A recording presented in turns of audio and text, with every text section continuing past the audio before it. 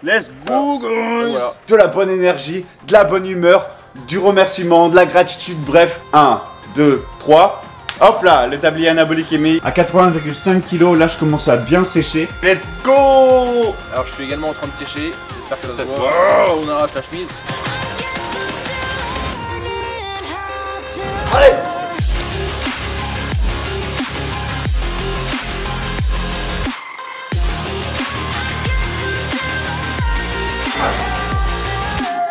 Hello tout le monde, Irvine Félix ici, j'espère que vous passez une excellente journée, matinée, soirée, bref, j'espère que vous allez bien. Et tu sais très bien que si tu regardes la vidéo, c'est que moi je vais super bien. Donc, même si la vidéo ne fait que commencer les gars, on arrive avec de la bonne énergie, de la bonne humeur, du remerciement, de la gratitude, bref, que du love pour vous mes boys. En plus de ça, aujourd'hui on a atteint un nouveau all-time low sur la balance, mon chiffre le plus bas de cette sèche. 81,5 kg mon poids de ce matin. Après une journée d'hier à seulement 1600 calories, franchement c'était dur. J'ai toujours pas mangé depuis, mais ça valait le coup. Regardez un peu la shape. Franchement, à 81,5 kg, là je commence à bien sécher. Donc comme je le rappelle, on a commencé la sèche à 90,90 kg officiellement sur mon premier jour de pesée. Mais j'étais monté jusqu'à environ 92 kg, donc assez gras. Et là on commence à bien sécher. Je suis pas mal sec du dos déjà. Mais regarde, on va faire les jambes aussi. Là, pareil, ça commence à bien sécher des jambes, ça fait plaisir. Le six-pack qui arrive, levé. Franchement, ça régale, mais c'est loin d'être fini, les gars. On va aller vraiment chercher, en 2022, la meilleure shape de ma life. Aujourd'hui, les gars, on va parler d'un concept qui est ultra présent dans la tête des gens quand on parle de sèche, quand on parle de perte de poids et en général quand on parle de régime ou de musculation, c'est le cheat meal. On va parler du coup du concept en général, de la définition, des potentiels inconvénients, des potentiels bénéfices d'un cheat meal. Est-ce que tu devrais en faire pendant ta sèche? Est-ce que c'est vraiment utile pour ta sèche? Et on va parler aussi de la principale alternative du cheat meal, qui est le rebond glucidique. Le terme anglais, vous le connaissez peut-être, c'est refeed. Et on va comparer ça justement au cheat meal en étudiant un peu quelle est la meilleure des deux choses que vous pouvez incorporer, vous, dans votre diète. Et pour parler de ça, les gars, je vais inviter un gars qui en connaît bien plus que moi sur la nutrition et encore plus sur la nutrition sportive.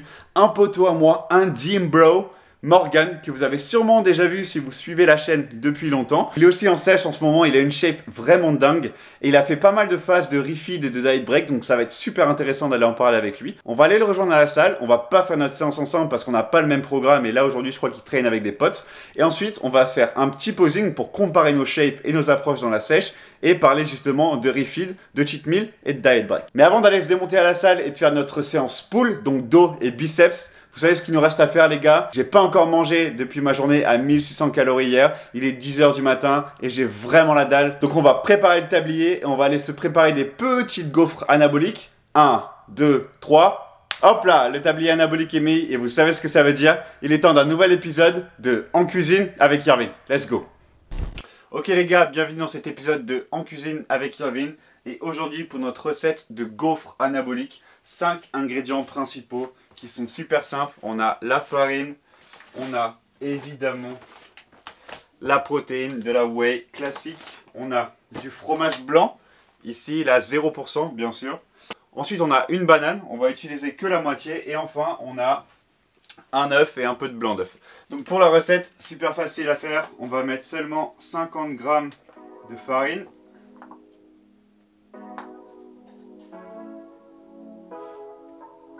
Voilà, parfait. Ensuite, après la farine, on va mettre une scoop de whey. Voilà, j'ai un goût qui est assez neutre, c'est banane caramel, mais vous pouvez expérimenter avec un goût qui est un peu plus folklorique. Tac. Ensuite, on va mettre l'œuf entier du coup. Hop là. Et on enchaîne avec 50 ml de blanc d'œuf. 40. Hop là, 50. Perfecto. Ensuite, 100 g de fromage blanc. Hop. Hop. Ensuite, on coupe et on écrase la banane, enfin la demi-banane du coup. Et pour lier tout ça, un 6e ingrédient, du lait d'amande Alpro, c'est 13 calories au 100 ml, donc vraiment quasiment rien. On en met juste un tout petit peu, histoire que ce soit assez liquide pour faire des gaufres pour mettre dans la machine ensuite. Et on rajoute évidemment pour le goût la petite cannelle ici. Ça c'est le secret. Let's go. Donc ensuite, bien évidemment, vu qu'aujourd'hui c'est une journée biceps, on va échauffer le biceps en tournant comme ça, vous voyez, pour avoir un petit pump et montrer en même temps le triceps comme ça.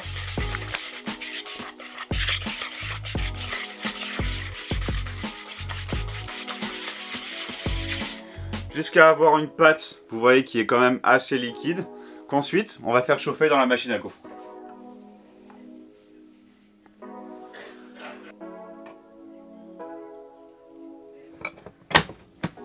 One eternity later. Bon ok les gars, les gaufres sont prêtes. Bon, comme vous l'avez vu, elles sont un peu ratées, un peu cassées en deux. Mais c'est pas grave, ça n'enlève rien, alors bon goût. Et on va tout de suite goûter pour vous les boys. Est-ce que je vais réussir à prendre un bout qui est décent? Oui, oui, bien sûr. Hop là.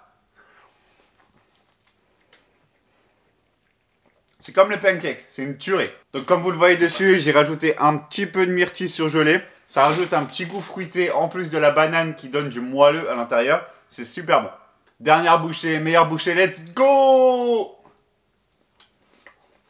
Wouh! En termes de macro pour ces gaufres incroyables, on est à moins de 500 calories. Bon, on est à 499, mais on est quand même à moins de 500 calories. Donc moins de 500 calories pour un petit déjeuner pré-workout qui est quand même assez volumineux avec 4 gaufres. Même si elles se battaient en duel.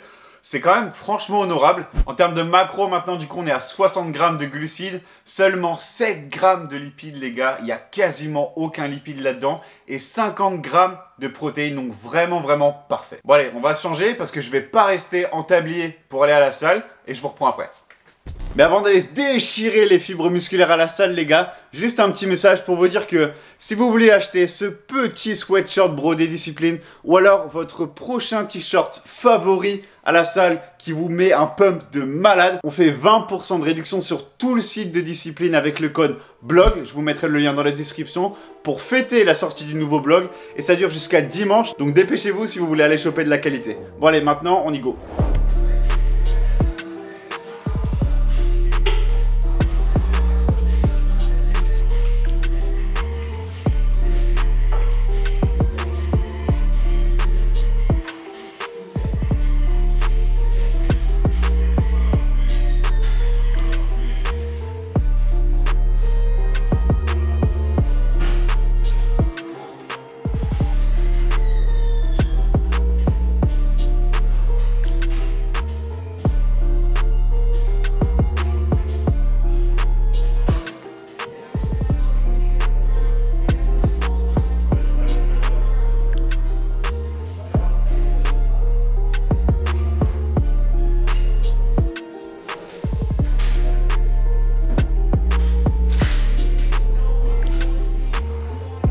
Ouais les boys, on a fini le training, vous pouvez voir deux hommes pas mal musclés. Ah, pumpé. Et du coup je vous l'ai dit tout à l'heure, on est avec le poteau. Bonjour, moi c'est qui? C'est Morgan Nutrition sur Instagram. Mon nom de famille c'est pas Nutrition, c'est Bernardo, mais ça vous le savez déjà, puisque vous êtes également abonné à ma chaîne YouTube. Exactement, qu'on mettra le lien dans la description. Et je sais pas si vous voyez, moi je suis en tenue de sport, on dirait normal, en oversize, pomme cover. Et ce monsieur là s'est entraîné avec une petite chemisette. Je pouvais lui ouvrir le bouton, mais je le... Oh, let's go, guys. Voilà, soulevé de terre, jambes tendues, tenue de crack. 180 kg, cet homme est un buffle, des ischios de buffle d'ailleurs, que Ah bah là, on ne voit pas ici. On peut pas les voir parce que je préfère les cacher pour pas me faire aborder par trop de femmes chaudes de ma région, mais ça devient aberrant. Je vous recommande quand vous avez des très belles jambes de Elle porter lui des court après. pantalons. Elle lui court après. Bah, elles réussissent pas à me rattraper parce que je cours très vite avec mes gros jambons, mais... Yervin, arrête de rire, on est là pour quoi? Pardon, on est là pour tourner et on est là pour parler du coup, comme je vous l'ai dit dans l'introduction, de cheat meal et de refeed. Et je vais laisser Morgan, qui comme je l'ai dit en connaît bien plus que moi sur la nutrition, parler, définir déjà ces concepts-là et ensuite parler des bénéfices et des inconvénients. Donc déjà, je pense qu'on va commencer par les définitions de chacun de ces termes. Ok, absolument. Alors, cheat meal, c'est un terme connu dans le milieu du bodybuilding. Alors, littéralement, repas de riche, ça n'a pas une super connotation, mais grosso modo, on parle de cheat meal pour parler d'un repas qui est en dehors de votre plan alimentaire de base. Donc c'est des produits plutôt industriels, ça peut être un fast food, c'est un repas qui vous fait extrêmement plaisir. Alors surtout mentalement, Surtout et mentalement, on, ouais. on va en parler ensuite. Mais grosso modo, le cheat meal c'est vu comme quelque chose d'un petit peu interdit, quelque chose qui se glisse comme ça dans notre semaine, mais qui est différent de ce qu'on consomme habituellement au quotidien. Ça c'est pour le cheat meal.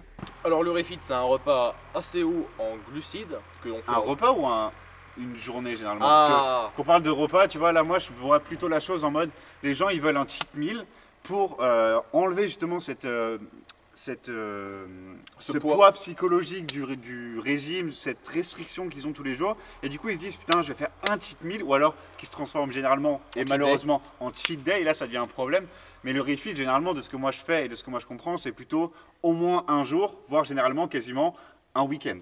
alors ça peut être, et on va décrire toutes les possibilités, ça peut être à partir de un repas, mais le plus souvent c'est plutôt un jour, parfois deux, et si on étend d'ailleurs ce refeed à plusieurs jours, souvent à partir de 3 jours, on parle même de diet break, donc une semaine complète, on se remet à maintenance calorique. Sauf que si vous faites que des refeeds, vous êtes plus en déficit et vous perdez pas de poids. Exactement, et là vous faites un dirty bulk qui se transforme en bear mode, et ensuite vous finissez à 92 kg. Et après vous disparaissez du YouTube parce que vous avez honte de votre physique, hein, clairement. Donc, Exactement. donc le but du refeed, ça va être de hausser les glucides pour retrouver la performance, refaire du glycogène musculaire, ce qui va temporairement améliorer notre look. Donc selon toi Morgane, quels sont du coup, les inconvénients et les bénéfices de chacun? Est-ce que les deux ont leur place dans un plan alimentaire, ou est-ce que tu ne recommanderais pas l'un ou l'autre? Ok, alors si je dois faire le nutritionniste ennuyeux, je vous recommanderais uniquement le refeed et je vais expliquer pourquoi.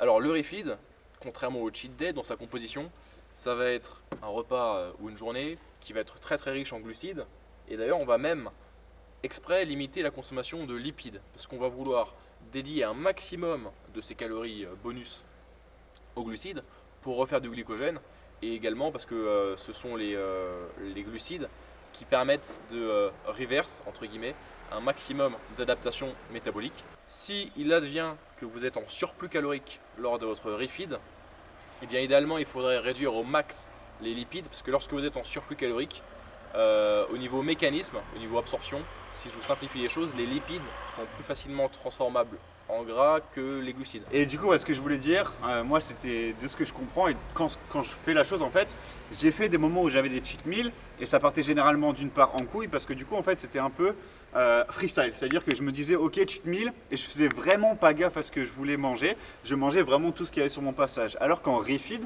vraiment tu as une espèce de structure, parce que c'est calé dans ton plan alimentaire, c'est intentionnel, et en même temps tu vas traquer du coup pour pas partir en couille, pour aller chercher tes glucides et non pas que tes lipides, quoi. Ok. Ouais, en fait, il y a une différence. Donc, le refeed, c'est traqué. Le but, c'est de se remettre à maintenance calorique. Donc, théoriquement, vous ne referez pas de gras si vous arrivez à revenir juste à maintenance calorique. Potentiellement que le poids va remonter un petit peu parce que vous allez refaire du glycogène. Donc, vous allez restocker un petit peu d'eau avec ces glucides intramusculaires que vous allez resynthétiser. Et comme disait Avin, souvent lorsqu'on fait un cheat day, donc on va avoir, ou un cheat meal, on va avoir plus de lipides, plus d'aliments à haute palatabilité, donc des choses extrêmement délicieuses. Et d'autant plus lorsque vous êtes en déficit calorique et que votre faim est haute, vous allez avoir cette grosse tendance à manger 5 pizzas au lieu d'une seule et autres. Donc en fait, 5 pots de Ben & Jerry's 5 pots direct d'un coup, de boum, là, fracasser. hop, là, dans les abdos. Même des cheat meals, même si vous cherchez à garder votre total calorique sous contrôle, ça peut bien plus facilement partir en couille que simplement un refeed structuré. Donc sur le point de vue purement physiologique, le refeed est plus intéressant parce que vous allez potentiellement faire plus de glycogène si vous avez plus de glucides que sur un cheat day qui contiendrait aussi des lipides. Vous allez certainement faire pas de gras ou moins de gras si vous arrivez à vous caler à maintenance, comparé à un cheat meal ou un cheat day, parce que le cheat day sera grosso modo plus calorique.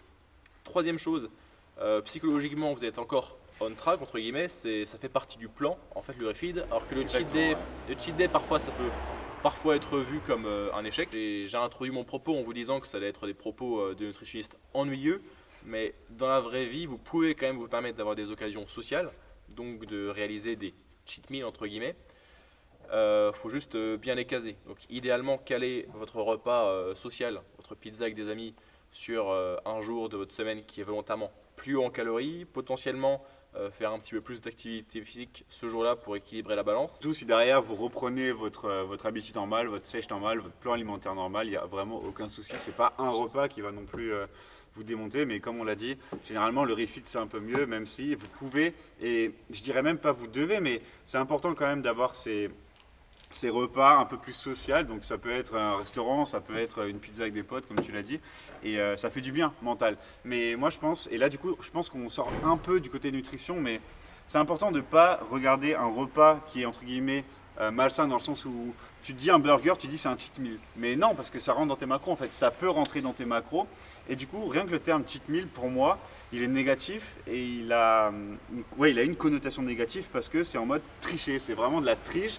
Tu triches dans ton diet, tu sors de ton plan et tu fais n'importe quoi. Alors que le refeed ou ton repas qui pourrait être une pizza, bien sûr, mais qui rentrerait dans tes calories, c'est un repas comme un autre. Ça peut être un repas comme un poulet riz brocoli. C'est juste qu'il est plus haut en calories.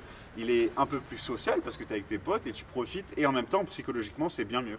Cet homme sèche aussi d'ailleurs. Alors je suis également en train de sécher, j'espère que Comme ça se ça se voit. Oh, on arrache la chemise. Bon les gars, c'est la fin du segment avec Morgan. Je vous mets le lien de sa chaîne YouTube et de son Instagram et de son site internet de nutrition dans la description. Et aussi, vous allez le revoir très bientôt sur sa chaîne avec moi pour un leg day de la mort. Et ça, on va se démonter gros. Alright les boys, on est de retour de la gym avec un énorme bol, vous reconnaissez les bails.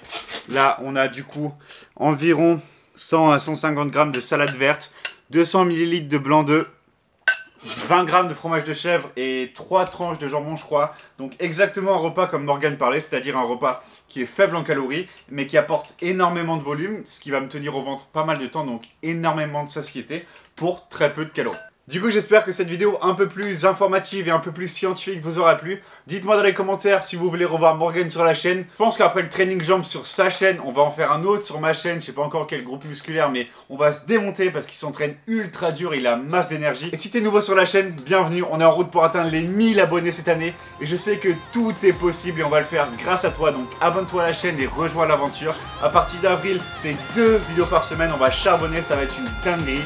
Que des bangers. Lâche un j'aime si tu te sens généreux. En attendant, je vous dis à la semaine prochaine et surtout n'oubliez pas, exploitez votre potentiel. Peace!